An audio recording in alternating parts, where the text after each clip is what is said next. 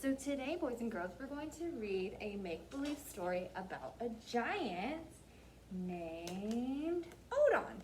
Can you say, hey, Odon? Now, is this a story, do you think, just by looking at Odon, is this a real story or make-believe story? Make-believe. Why do you say it's make-believe? Yeah, right? Do you ever see giants walking on houses? No. And do you ever see giants who look like this?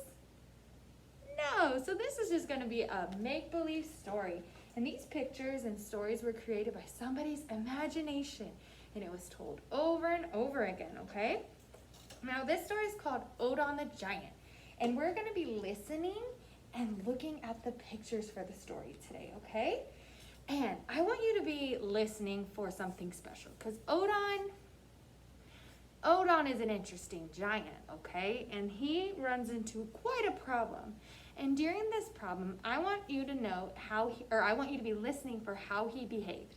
Did he behave in a well-mannered way? Was it bad behavior? Was it silly behavior? I just want to know what you think about his behavior. So listen for what he does in our story. Got it? All right, this is called Odon the Giant. Once there lived a giant by the name of Odon who went about teasing and trying to stomp on all things smaller than him. There seemed to be no end to his nasty moods and destructive behavior. He teases people, and stomps on all things. That is a nasty and destructive behavior. Finally, a little decoy bird came up with a plan. He announced that with the 4 smallest creatures to help him, he could defeat Odon the Giant. The decoy bird asked the mosquito, a bedbug, a crab, and an eel to go with him to the giant's house, and they all agreed. The 5 companions set forth using a coconut shell for a boat. They paddled upriver to the place where Odon lived, and they arrived just as the sun was setting. That means it's starting to get dark. But Odon was not home. He was still out causing chaos. The 5 friends sneaked into Odon's house. Once inside, the decoy bird laid out his plan. He sent the bedbug to the giant's bed, the mosquito to the back of the giant's rocking chair, the crab into the wash basin, and the eel in the doorway. Soon they heard footsteps of the giant. He opened the door and slowly walked inside and sat down in his rocking chair with a sigh. No sooner had he sat down than buzz! The mosquito began to fly around his head, landing first in one ear, buzz, then in the other ear, buzz. Odon tried to slap the mosquito, but he only succeeded in hitting himself on the head. Odon was so angry. Grrr, he cried as he jumped into bed. He closed the mosquito netting tightly and lay down.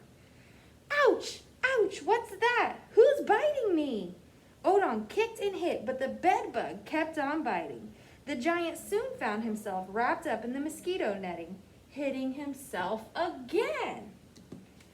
Odon ran across the room to the fireplace. He wanted to get a burning ember to light a lamp so that he could see what sort of beast was attacking him. As he bent down to look into the fireplace, the decoy bird began to flap his small wings, woof, woof, woof, making ashes fly into the giant's eyes. Arrgh, my eyes! Odon ran to the wash basin and plunged his face into the water. Then the crab grabbed his lip and squeezed hard. Help! Help! The giant cried. My house is haunted! As Odon ran screaming toward the door, the slippery eel stretched his body across the threshold. Odon stepped on the eel's tail. Whoops! He flew into the air and came down and landed on the ground with a thud that he heard for miles around. Odon the giant ran away quickly in the forest as fast as he could, and no one has seen him since.